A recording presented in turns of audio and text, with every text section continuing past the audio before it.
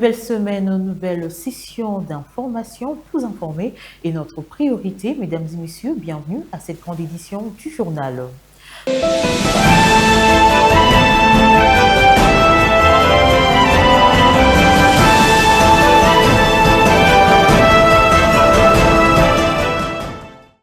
Comme à l'accoutume, ouvrons cette actualité à l'éditorial des séjours qui est consacré à la position de l'Église adventiste du 7e jour sur la danse dans le temple. L'Église adventiste du 7e jour accorde une place particulière à la sainteté et au respect du lieu de culte. Le temple est considéré comme un espace consacré à l'adoration des dieux, à la prière, à l'étude de la Bible et à la communion fraternelle.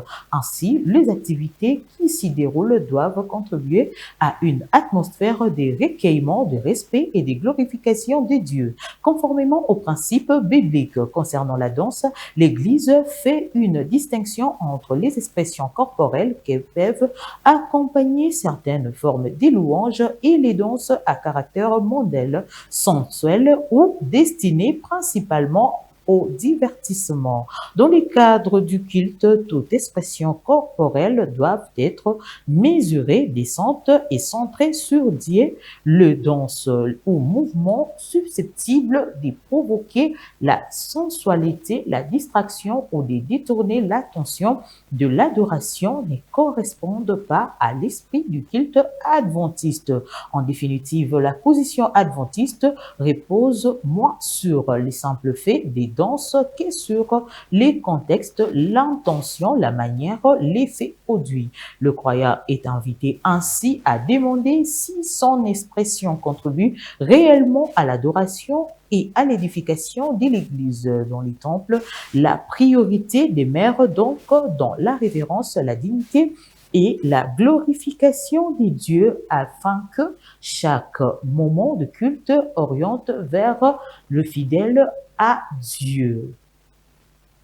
Restons toujours dans les contextes de l'Église du 19 au 23 août 2026 au Kenya, à Nairobi, accueille un sommet réunissant des créateurs des contenus de la division Afrique Centre-Est autour de la préparation de la mission One Voice 27, grande campagne annonçant les 2000 ans du baptême de Jésus, symbole de notre foi. À quelques jours du lancement mondial prévu le 5 septembre prochain, les participants réfléchissent au rôle du numérique dans l'évangélisation.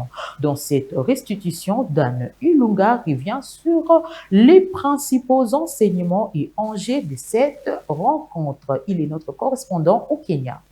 Plus de 100 créateurs de contenu venus de plusieurs pays de l'Afrique centre-est se sont réunis à Nairobi. Nous sommes au Kenya pour le sommet des influenceurs et créateurs de contenu adventistes. L'objectif, comme l'a annoncé le premier speaker, le pasteur Johannes Olana, c'est de permettre à chaque personne, à chaque jeune, à chaque chrétien adventiste d'utiliser son téléphone comme une trompette. Cette trompette devrait véhiculer un message essentiel, pas un message n'importe lequel, mais un message sacré, centré sur Jésus-Christ afin de prêcher, de montrer à tout le monde la voie qui mène au Seigneur Jésus-Christ. À la clôture, le même speaker a rappelé à chacun d'entre nous d'avoir son téléphone comme bateau. Ton bateau peut être ton téléphone qui pourrait diffuser un message important et sauver une vie. Ton bateau peut être la plateforme numérique que tu utilises, Facebook, TikTok, YouTube. L'objectif, c'est de faire de cette plateforme une chair pour permettre aux autres de connaître la voie menant au Seigneur Jésus-Christ.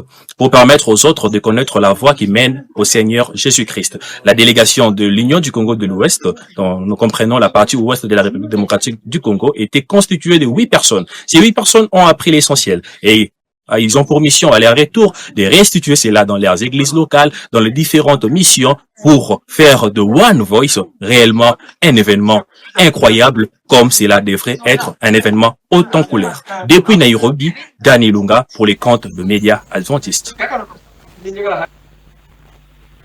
Quittons le Kenya, retour à Kinshasa où le groupe adventiste des Mama Mobutu a franchi une nouvelle étape dans son parcours en devenant officiellement une église. La cérémonie organisée le samedi 22 août 2026 en présence de plusieurs personnalités de l'église, notamment le pasteur ancien et diacre fidèle adventiste, ont été marquées par l'étude de la parole de Dieu, la présentation de la campagne One Voice 27 et la consécration de la nouvelle équipe dirigeante de cette nouvelle église. Une évolution qui témoigne de la croissance de cette communauté et de son engagement dans la mission évangélique. Le samedi 22 août 2026, le groupe adventiste de Mama Mobutu a franchi une étape importante de son histoire en accédant officiellement au statut d'église. Une cérémonie organisée en présence de plusieurs pasteurs anciens et membres venus des différentes églises adventistes dans une atmosphère marquée par la reconnaissance à Dieu et la communion fraternelle. Tout a commencé par l'étude de la leçon de l'école du sabbat consacrée à la puissance de la résurrection de Christ, tirée des 1 Corinthiens 15, 14 à 17. Conduite par l'ancien Boukassa, cette étude a rappelé que la résurrection de Jésus constitue les fondements de la foi chrétienne. L'apôtre Paul souligne en effet que si Christ n'est pas ressuscité, la prédication et la foi chrétienne sont vaines. Une vérité qui rappelle que la résurrection est au cœur de l'espérance chrétienne, de la victoire sur les péchés et de la promesse de la vie éternelle. La cérémonie s'est poursuivie avec l'intervention du pasteur Anderson Kandala qui a présenté la grande campagne évangélique One Voice 27, une initiative qui s'inscrit dans la commémoration de 2000 ans du baptême de Jésus-Christ, présenté comme un symbole majeur de la foi chrétienne. Il y a une autre dimension de l'évangélisation initiée par l'Église.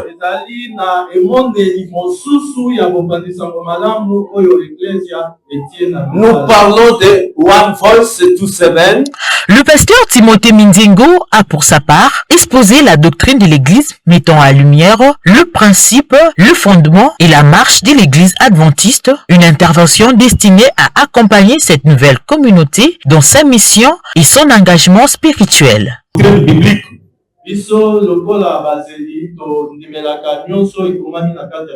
L'Église adventiste est fondée sur la parole de Dieu. Et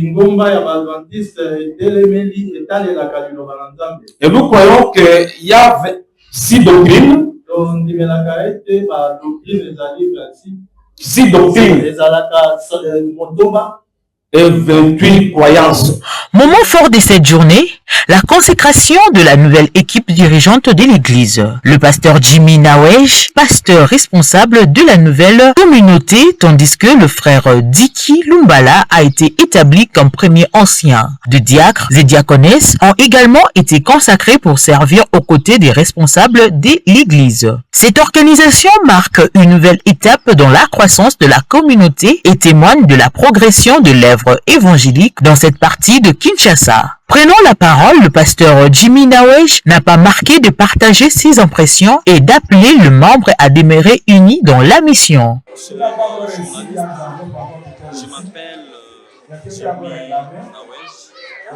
Je suis venu.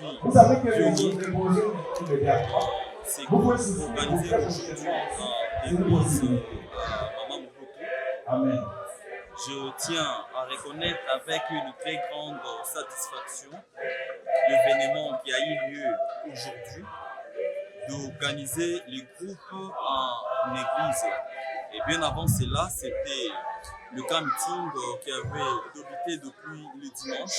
Une journée placée sous les signes de la fraternité, conformément à la parole de Psaume 133, verset 1, qu'il est agréable, qu'il est doux pour deux frères de demeurer ensemble. C'est dans cette ambiance conviviale, marquée par l'amour, la joie et la communion fraternelle que la cérémonie s'est clôturée, ouvrant ainsi une nouvelle page dans l'histoire de l'église adventiste de Mama Mobutu. C'est ainsi que plusieurs n'ont pas caché leur joie immense face à cette nouvelle étape de l'église de Mama Mobutu.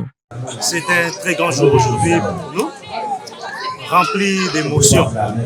Vous savez, comme parents, lorsque vous voyez votre enfant faire les premiers pas, vous êtes heureux. Mais lorsque vous les voyez prendre son indépendance, vous sentez à lui la capacité de devenir une grande personne pour s'autosuffire, c'est encore beaucoup plus de joie. Et c'est ces sentiments-là qui nous animent aujourd'hui lorsque nous assistons à ces grands événements d'organisation de cette église de Maman Mobutu.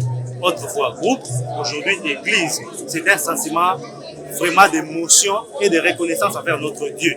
Parce que le chemin n'a pas été facile. Le chemin n'a pas été facile. Nous avons rencontré beaucoup de difficultés. Vous savez, l'église de la clinique était une église en construction, en développement. Il fallait se tenir d'abord nous-mêmes, construire l'église, faire face à ces défis et en même temps soutenir ces groupes qui a commencé, qui n'était pas facile. Mais l'occasion est donnée pour nous de pouvoir remercier Dieu. Parce qu'au milieu de ces difficultés, au milieu de ces problèmes rencontrés, nous avons essayé de nous soutenir, nous avons fait face à cela et aujourd'hui nous avons cette église. Et l'occasion aussi nous est donnée de pouvoir admirer le courage, l'engagement de notre frère Jimmy. Il faudra le reconnaître sincèrement. Il a été parmi les grands artisans de cette œuvre. Dieu a placé en lui des potentiels pour qu'aujourd'hui cette église se tienne. Nous les remercions sincèrement. À toutes nos églises qui pensent ou qui se réservent de pouvoir donner l'opportunité aux églises, aux groupes de pouvoir se développer, d'être organisés, nous vous encourageons. Il y a des âmes qui seront gagnées à travers cette œuvre ici. Allez-y, ne baissez pas les bras, ne voyez pas vos difficultés, ne voyez pas ce que vous traversez. Dieu lui-même soutient son œuvre. Dieu lui-même les accompagne. Aujourd'hui, Maman Mobutu vole de ses ailes et nous croyons par la grâce de Dieu que Maman Mobutu va se procurer une parcelle et Maman Mobutu sera parmi les grandes églises de notre mission. Que Dieu vous bénisse tous. Merci. Oui, je réponds au nom de Maman Marie Moukania. Je suis présentement membre de l'église de Maman Mobutu qu'on vient de consacrer aujourd'hui. Restons toujours dans les contextes de l'Église, prenons cette actualité en off ou dans les soucis de doter l'Église adventiste du 7e jour d'établissements scolaires modernes répondant aux standards nationaux et internationaux. L'Union du Congo-Ouest lance l'opération $1 par membre par mois et en faveur du complexe scolaire adventiste Le Trois Anges. CSA3A en cycle. Cette initiative vise à mobiliser le fidèle pour financer la construction d'écoles adventistes à travers les communes de Kinshasa et les différentes provinces de l'Union. La commission stratégique du projet appelle ainsi chaque membre à contribuer à cette œuvre collective tout en invitant les donataires à privilégier les canaux officiels de versement, c'est-à-dire les numéros reconnus et appropriés mis en disposition de fidèles adventistes.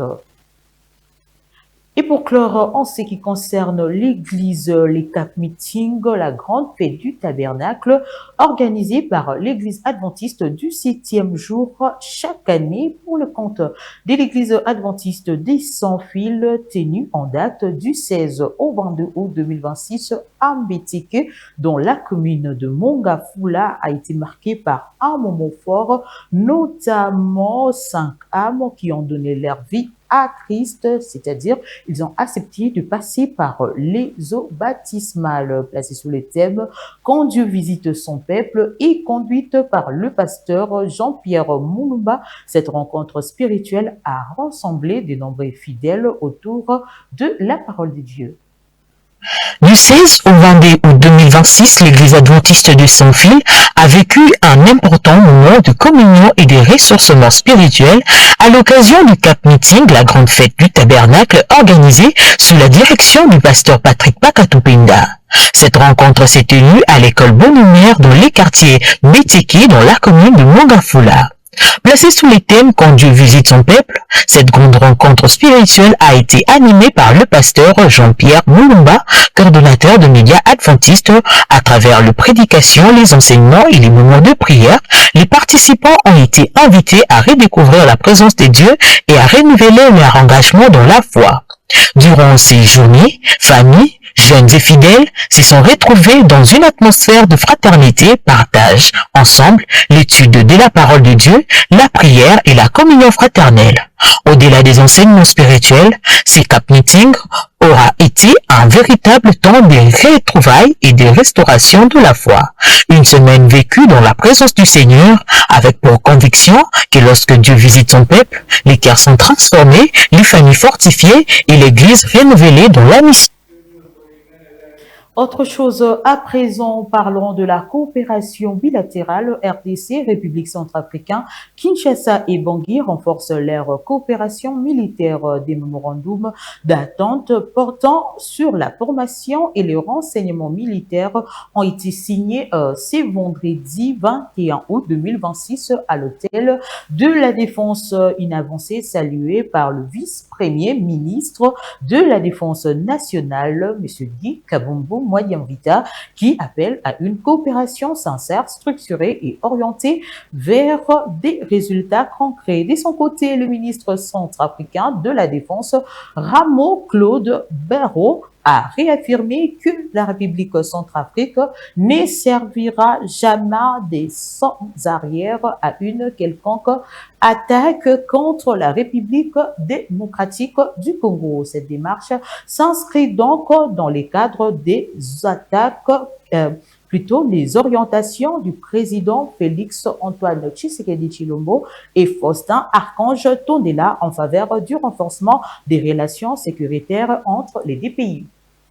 Entre Kinshasa et Bangui, la coopération militaire franchit un nouveau cap. Les deux pays veulent désormais donner davantage de contenu et d'efficacité à leur partenariat dans le domaine de la défense. Une ambition matérialisée ce vendredi 21 août 2026 à l'hôtel de la Défense avec la signature des deux mémorandums d'entente consacrés à la formation et au renseignement militaire. Deux accords qui visent à renforcer les capacités des forces de défense, à favoriser le partage d'expériences et à améliorer la circulation de l'information face aux défis sécuritaires communs. Une coopération que la République centrafricaine entend inscrire dans un esprit de confiance avec la République démocratique du Congo.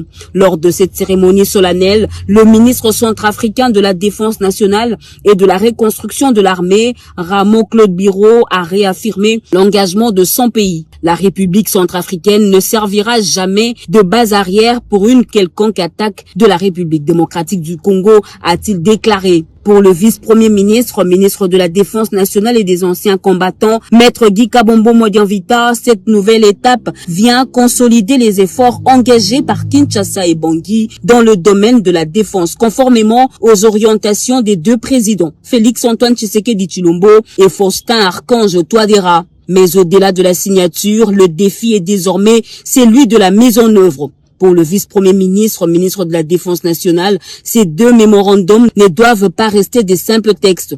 Ils doivent devenir des véritables outils de travail, de suivi et de résultats. La République centrafricaine et la République démocratique du Congo ne sont pas seulement deux États voisins. Ce sont deux nations sœurs, liées par l'histoire, la géographie, les relations humaines, les échanges entre nos populations et une responsabilité commune face aux défis sécuritaires de notre sous-région. Notre frontière commune doit être regardée non comme une ligne de séparation, mais comme un espace de responsabilité partagée, de concertation permanente et de coopération.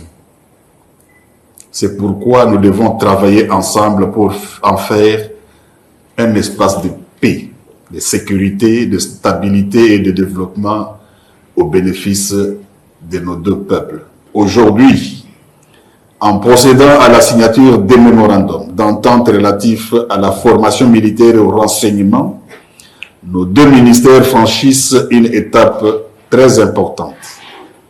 Nous passons de l'expression d'une volonté commune à la mise en place d'instruments pratiques. Après 6 années de mission en République démocratique du Congo, les représentants du HCR, Pierre Achom, arrive au terme de son mandat. Reçu par le vice-premier ministre de l'Intérieur, Sécurité, Décentralisation et Affaires coutumières, Jacquemin Chabani Loukovo, il a salué la qualité de la collaboration, allais-je dire, avec les autorités congolaises et les avancées enregistrées dans la gestion des réfugiés, de déplacés, internés et des apatrides, notamment en matière de retour volontaire. Quitte la RDC après plusieurs années de service au sein du Haut Commissariat des Nations Unies pour les réfugiés. Sur une note de satisfaction parce que nous avons relevé de nombreux défis avec le ministère de l'Intérieur qui est le ministère en charge des réfugiés. Et c'est grâce au soutien du ministère de l'Intérieur qui représente le gouvernement dans ce domaine que nous avons amorcé le retour des réfugiés des pays voisins dans des zones sécurisées. C'est grâce également au ministère de l'Intérieur que nous avons dû revitaliser les réunions tripartites. Et ces réunions tripartites ont mis en place les pays pour pouvoir discuter de la question des réfugiés au sein de la région. Et dans les jours qui arrivent, une réunion va se tenir également au niveau de Lubumbashi avec la Tanzanie pour essayer d'évaluer la question des retours des réfugiés. En plus de cela, le ministère de l'Intérieur, à travers le vice-premier ministre, a apporté son expertise et a représenté le gouvernement congolais à un niveau plus élevé dans des réunions extérieures où il fallait que le gouvernement marque son empreinte. Et ce qui a été véritablement très apprécié. Et pour cela, nous voulons remercier une fois de plus la RDC pour tout ce qu'elle fait pour l'accueil des réfugiés. Malgré les conditions difficiles, la RDC a toujours été un pays très hospitalier. Et c'est quelque chose qu'il faut apprécier et encourager. Disons tout simplement que nous avons eu un entretien avec le VPM. C'était pour passer en revue tous les dossiers concernant la gestion des réfugiés, des déplacés internes et des apatrides. Et voir dans quelle mesure nous pouvons continuer à soutenir le gouvernement de la RDC sur ces questions spécifiques et techniques. Et enfin, profiter également pour dire au VPM que je suis en train de partir de la RDC pour un autre pays. Donc, je quitte la RDC pour le Niger, où j'ai été affecté comme le représentant du HCR au Niger. Et donc, j'ai profité également pour lui dire au revoir et que le fait que je parte n'empêche pas que le HCR va... La caravane des infrastructures a repris ce dimanche 23 août 2026 dans la province du Congo central, conduite par le ministre des Infrastructures et Travaux publics, John Banzalonda. Cette mission de terrain a permis plutôt de faire le point sur plusieurs chantiers stratégiques, notamment le port en eau profonde des Bananas et les ouvrages de lutte contre érosion côtière ainsi que la route Moanda-Yema. Une visite destinée à évaluer l'état d'avancement de ces travaux et leur impact sur les développements des infrastructures de la province. À sa descente d'avion à l'aéroport de Mwanda, le ministre des ITP a immédiatement fixé l'objectif de cette partie de la caravane des infrastructures.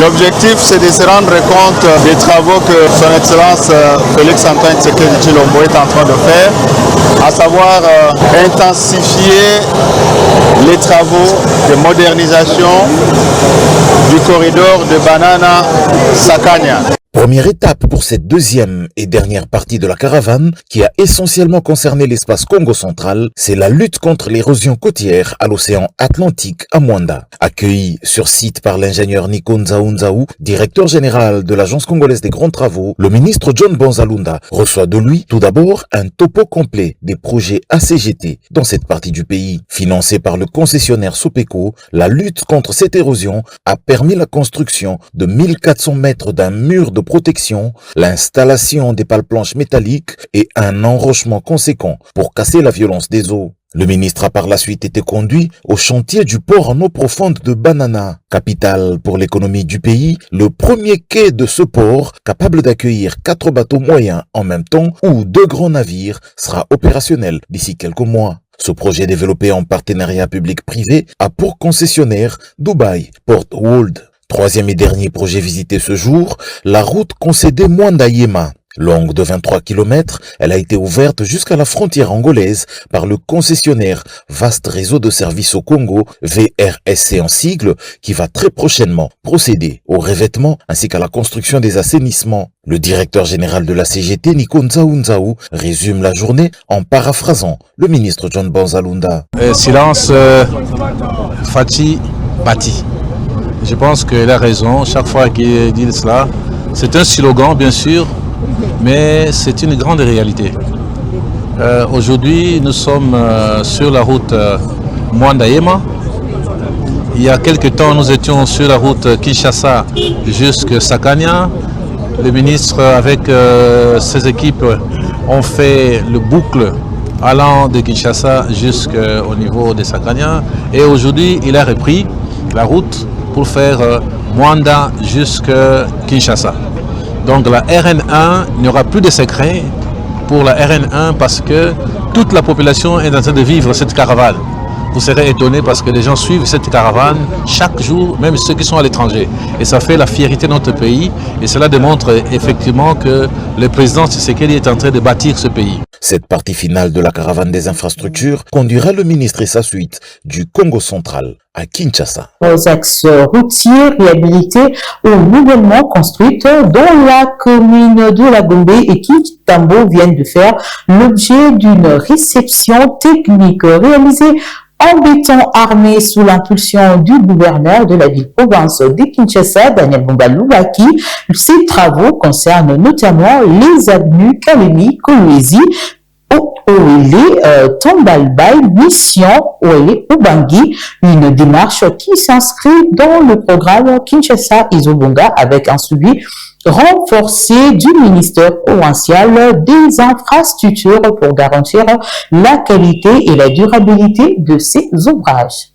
Dans le cadre de la mise en œuvre du programme d'action du gouverneur Daniel Bumba Lubaki, Kinshasa Izobonga, qui s'appuie sur la vision du président de la République Félix-Antoine Tshisekedi Tshilombo, le ministère provincial des infrastructures, travaux publics, affaires foncières, urbanisme et habitat de la ville de Kinshasa a procédé à la réception technique de plusieurs avenues réhabilitées et construites dans les communes de la Gombe à l'issue de travaux lancés il y a quelques mois. Les équipes de la cellule des travaux publics, CTP en sigle, organe technique du ministère provincial des ITP, du bureau technique de contrôle, BTC en sigle, ainsi que de l'entreprise DK Service, chargée de l'exécution des travaux, ont effectué des visites techniques sur l'ensemble de ces axes routiers le mercredi 12 et le jeudi 13 août 2026. Dans la commune de la Gombe, les axes concernés sont notamment l'avenue Kalemi, désormais praticable sur une longueur de 1720 mètres, ainsi que l'avenue Kolwezi, aujourd'hui ouverte à la circulation sur toute sa longueur, de l'avenue Kalemi jusqu'au boulevard du 30 juin. À ces deux axes s'ajoute l'avenue Mission, dans son tronçon compris entre le casier judiciaire et l'avenue Lukusa, ainsi que l'avenue Tombalbaï, longue de 897 mètres sur le tronçon, allant de l'avenue TCF à hauteur de Notre-Dame de Fatima jusqu'au boulevard du 30 juin. Cet axe est également désormais ouvert à la circulation. Sur le terrain, les équipes techniques ont notamment vérifié l'état d'avancement et la conformité des travaux réalisés. Dans la commune de Kintambo, deux axes routiers sont également concernés par cette réception technique. Il s'agit de l'avenue Ouele qui relie l'avenue Juge Gabriel à l'avenue Kassavubu et de l'avenue Ubangui allant de l'avenue Komoriko jusqu'à l'avenue Juge Gabriel. Aujourd'hui, il s'agit de la réception technique de deux avenues. L'avenue Ubangui qui part de l'avenue Komoriko qui débouche jusque sur l'avenue Ouele. Cela a déjà été fait. Nous avons procédé à la réception technique et la route est déjà accessible à toute la population. Après, il s'agit de l'avenue Ouele qui part du croisement des avenues Juge Gabriel jusque sur la grande avenue Kassavubu. mais pour cette fois-ci, il s'agissait d'une réception technique partielle qui part de Juge Gabriel jusque sur l'avenue de Sambo. Comme cette partie est déjà terminée, ça ne servait pas d'attendre les autres parties. C'est pourquoi l'autorité de la ville nous a demandé de rendre accessible ce tronçon à la population. C'est la raison de notre présence et de cette journée. Aujourd'hui, nous sommes rencontrés. Restons toujours dans les mêmes contextes de ces projets, Kinshasa et Zobonga. Cette fois-ci, parlons de l'expertise scientifique. L'université de Kinshasa et le gouvernement provincial de Kinshasa envisagent de renforcer leur collaboration à travers la mise en place d'un cadre permanent des concertations. L'initiative proposée par le recteur de l'université de Kinshasa, le professeur Kayemé, vise à rapprocher l'expertise scientifique de l'action publique, notamment par l'identification de priorités, la formulation des recommandations et la mise en œuvre de solutions adaptées aux réalités de la capitale. Une démarche qui s'inscrit dans la volonté du gouverneur Daniel Bumba Lubaki de consolider les initiatives de développement portées dans le cadre de son programme Kinshasa et Zobonga. Nous sommes venus d'abord en tant que la première université du pays dans la ville de Kinshasa, apporter au patron de l'exécutif de la ville la solution. L'université de Kinshasa, UNIKIN, entend mettre son expertise scientifique au service du développement de la capitale congolaise. C'est le principal message à retenir de l'audience accordée par le gouverneur de la ville de Kinshasa, Daniel Bumba Lubaki, au recteur de l'UNIKIN, le professeur Jean-Marie Kayembe Ntumba, ce vendredi 21 août 2026. Au cours de plusieurs heures d'échange, les deux personnalités assistées de leurs collaborateurs ont examiné les principaux défis urbains auxquels la capitale est confrontée, notamment l'assainissement, la gestion des embouteillages ainsi que la nécessité de disposer de données scientifiques fiables, susceptibles d'orienter efficacement les politiques publiques. L'UNIKIN se présente aujourd'hui comme étant UNIKIN Solutions, université. Nous sommes venus échanger autour des questions primordiales d'assainissement de la ville et le gouverneur a présenté une oreille presque plus qu'attentive aux questions de la mobilité, les embouteillages qui dérangent énormément la ville de Kinshasa. Nous sommes venus lui dire que dans ses missions régaliennes, l'université assure les enseignements, la recherche, mais aussi doit pouvoir assurer un service de qualité à la population. Et le gouverneur nous a montré notre responsabilité quant à apporter notamment des preuves, des évidences qui peuvent aider à la gestion au quotidien de la ville. Pour consolider les acquis de cette rencontre, les recteurs de l'UNIKIN préconisent la mise en place d'un cadre permanent de concertation entre l'université de Kinshasa et le gouvernement provincial. Une telle initiative devrait, à l'en croire, favoriser l'identification des priorités, la formulation des recommandations scientifiques, ainsi que la mise en œuvre des projets adaptés aux réalités du terrain. Nous espérons contribuer à KIN et Zobonga en apportant des solutions réelles dans le sens de ce que dans nos laboratoires nous pouvons transformer sur la ville. Et bien, la prochaine étape, c'est déjà créer un véritable cadre de concertation entre l'université et la ville. De ce cadre de concertation sortiront réellement des projets et des programmes pour pouvoir agir et agir avec célérité là où le besoin se fera sentir. Cette démarche témoigne également de la volonté du gouverneur Daniel Bumba Lubaki de ne ménager aucun effort pour poursuivre la recherche des solutions durables aux défis de la capitale. En associant les compétences scientifiques de l'université de Kinshasa à l'action de l'exécutif provincial, le gouverneur entend davantage renforcer les initiatives engagées dans le cadre du développement de la ville et de son programme Kinshasa et Zobonga. Cette dynamique de concertation entre le monde académique et les autorités provinciales constitue ainsi une perspective encourageante pour l'avenir de Kinshasa et confirme l'ambition de voir la capitale poursuivre sa transformation au bénéfice de ses habitants. Parlons santé, la République démocratique du Congo renforce sa riposte contre cette épidémie qui fait ravage d'Ebola. À Kinshasa, le ministre de la Santé publique et Prévoyance sociale, le docteur Samuel Roger Kamba, a réceptionné la première dose dans l'eau de plus de 16 000 vaccins Iwero destinés à protéger les populations contre les virus d'Ebola de la souche Boudibogo, fabriqué en Allemagne par MSD. Le vaccin constitue plutôt un nouvel appui dans la stratégie nationale de lutte contre la propagation de la maladie. Bon, vous savez que la RDC fait face à une épidémie d'Ebola qui est très sérieuse, une épidémie qui a déjà fauché des centaines et des centaines de nos compatriotes. On est déjà plus de 2300 personnes décédées et une épidémie qui a déjà fait plus de 5000 personnes touchées. Et on s'est rendu compte effectivement que les seules mesures de santé publique devraient être accompagnées d'autres mesures, notamment les mesures médicales.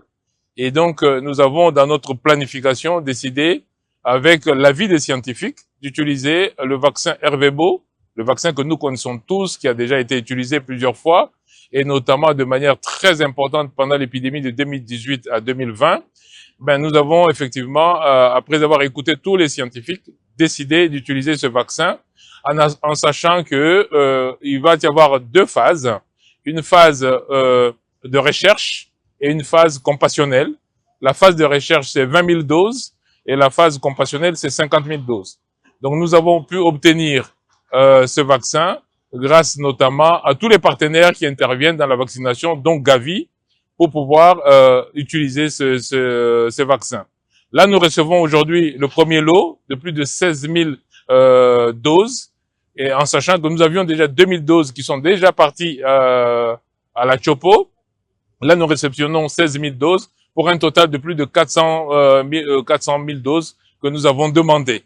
Et donc, nous remercions tous les partenaires qui nous ont aidés à obtenir ces doses de vaccins, et nous allons effectivement renforcer le dispositif de riposte avec ces vaccins. Mais vous savez que dans le dispositif de riposte, nous travaillons aussi sur le traitement, et ces recherches vont nous aider à protéger nos populations. Et pour clore nos actualités à Kinshasa, coup de balai annoncé au rond-point UPN, au quartier Binza Météo et Delvaux dans la commune de Ngaliema. Le service national est descendu ce lundi 24 août 2026 pour une vaste opération d'assainissement le long des emprises publiques à Binza. Ainsi, une vaste opération a eu lieu, dérangeant ainsi le commerçant occupant son sommet de libérer la chaussée avant l'arrivée des bâtisseurs. Ceux qui ont filmé, obtient la moninga message. Ils peinent. Mon conjambo katindeli au message mi balé. Nanzela ya lieutenant général Kasongo Kabwik. Alobina ebisayo boye longwa na barabara ya leta lundi service national ezoya lundi aboyi oyo toyokaki te atindi message ya respect omibongisa. Yokanga bien. Kiosque, Longola. Conteneur, Longola. Parking, Longola. Sokyo yokite. Yaya. Amande zate. Fimbu kakande ezali. Ipen. Congolais à très bonne qualité, Ayoka Kambala Moko. C'est par cet élément du service national que nous mettons un terme à cette grande édition du journal. Si vous avez apprécié ce journal a connu le concours rédactionnel de Claude Kaja. Merci à la grande équipe technique de Up Channel Télévision, Héritier Kizola et Richard Kapoukou, Salomon Moutamba, c'était Pierre Ngoui, Conquiche à la présentation. Au revoir et à très bientôt pour de nouvelles éditions. Merci.